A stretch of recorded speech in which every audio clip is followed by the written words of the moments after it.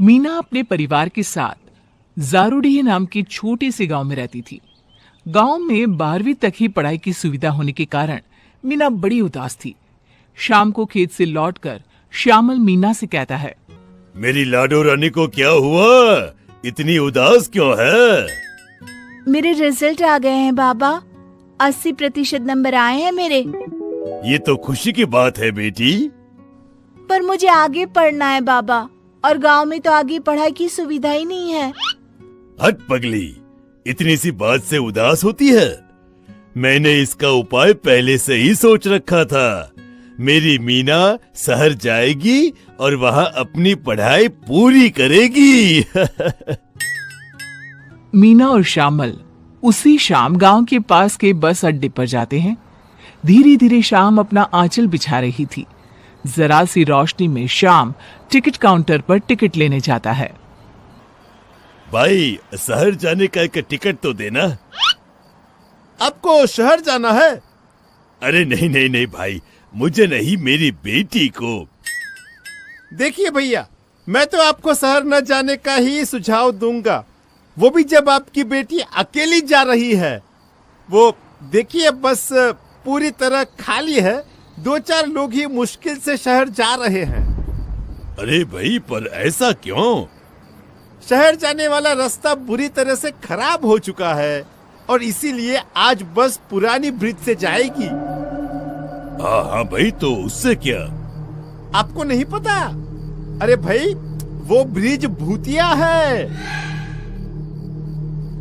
आप ये क्या बातें कर रहे हैं अंकल? ऐसा कुछ नहीं होता।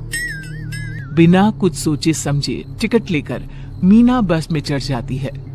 धीरे धीरे बस शुरू होती है, पर अचानक ही मौसम खराब होने लग जाता है।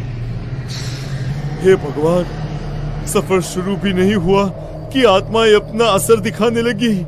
बस पुराना ब्रिज पार करवा देना, हे भगवान।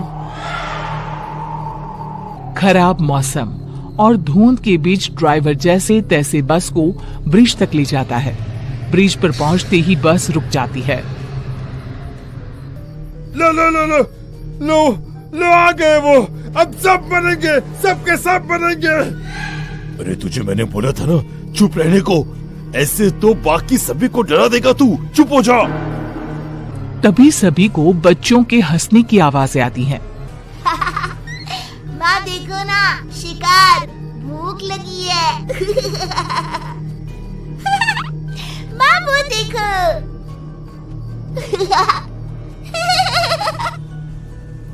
ये किस चीज की आवाज है? ये बच्चे कहाँ से बोल रहे हैं? वो आ गई, वो आ गई। पारो अपने बच्चों के साथ आ गई। मैंने कहा था ना, पर कोई मेरी बात सुनता कहा था मैंने। बस अपने आप जोरों से हिलने लग जाता है, मानो कोई ताकत उसे हिला रही हो। मीना ने घबराकर बाहर देखा तो वो देखती है कि एक 8-9 साल का बच्चा बस हिला रहा है। बच्चे की आंखें बिल्कुल काली, शरीर पूरी तरह सफेद। वो नजरें उठाकर मीना को देखता है। शिकार। हड़बड़ाती हुई मीना वापस बस में देखती है। बस के फ्लोर पर चलता हुआ एक अंधा बच्चा उसकी ओर आता है। मुझे माफ कर दो, मुझसे गलती हो गई। मैंने किसी का कुछ नहीं बिगाड़ा। भूत होते हैं, मैं मानती हूँ। मीना बस में चारों ओर देखती है। मोहन सोहन का चेहरा उसे कटा हुआ दिखाई देता है। हम मरे हुए हैं मीना। इस बस में तुम्हारे और ड्राइवर के अलावा सब मरे हुए हैं। हम इन बच्चों और उनकी माँ के शिकार हुए थे। भाग जाओ मीना, ड्राइवर भैया भाग जाइए। ये कहते ही मोहन सोहन के अलावा जो 2-4 लोग बस में थे सभी गायब हो जाते हैं। चलो बेटी, यहाँ से भागते हैं। मैं तो काम को लेकर मजबूर था, पर तुझे क्यों आना था इस बस में? ये लोग कौन हैं और हमें क्यों मारना चाहते हैं भैया? बेटी, ये ब्रिज भूतिया है। यहाँ एक औरत और उसकी 2 बच्चों की आत्मा भटकती है। उसका एक बच्चा तो अजन्मा ही है। बहुत बुरी आत्माएं होती हैं बेटा, बहुत बुरी।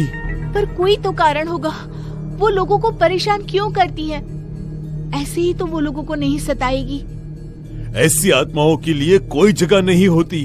जहन्नुम में भी इनके लिए जगह नहीं होती। ड्राइवर मीना का हाथ पकड़कर बस से उतरता है और भागना शुरू करता है।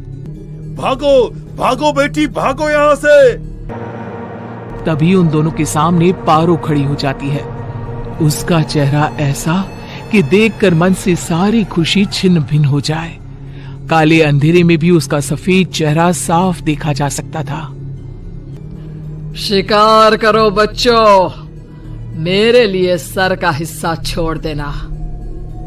पारो के दोनों बच्चे ड्राइवर के कंधे पर कूद पड़ते हैं और उसे मारने पर उतारू हो जाते हैं। अगली बारी तेरी बच्ची। मार देना हम दोनों को, पर पहले मेरी बात तो सुन लो आंटी। आपकी ये हालत किसने की? मैं आपकी मदद करना चाहती हूँ पारो आंटी। आप क्यों भटक रही हैं? आपके बच्चों की ये हालत किसने की? भले मैं आज मर जाऊं, पर ये जान कर रहूंगी कि एक माँ इतनी बुरी क्यों बन गई। जहाँ ये ब्रिज है वही मेरा घर हुआ करता था। एक कॉन्ट्रैक्टर ने धोखे से मेरे घर के कागजात पर मेरे पति के सिग्नेचर ले लिए और हमारा घर गिराकर ब्रिज बना दिया। कुछ दिनों में मेरे पति की भी मौत हो गई। घर के साथ साथ घर चलाने वाला भी चला गया।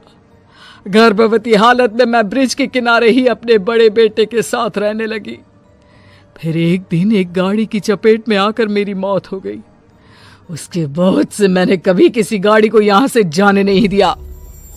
अब होगा इंसाफ उस कॉन्ट्रैक्टर का। उसे जेल और आपकी आत्मा को शांति। बहुत हुआ इस मौत का खेल। शायद आज ये बस इस ब्रिज पर आपको आजाद करने ही आई है। इसके बाद मीना गांव वापस लौटकर सारी बातें अपने पापा को बताती है और ड्राइवर श्यामल और मीना कॉन्ट्रैक्टर के काले कारनामों का पता लगाते हैं और न्यूज़पेपर में छपवा देते हैं। पारो के साथ साथ उस ब्रिज में मरे हर इंसान की आत्मा की शांति करवाई जाती है और ब्रिज हमेशा के लिए आत्माओं से आजाद हो जाता है।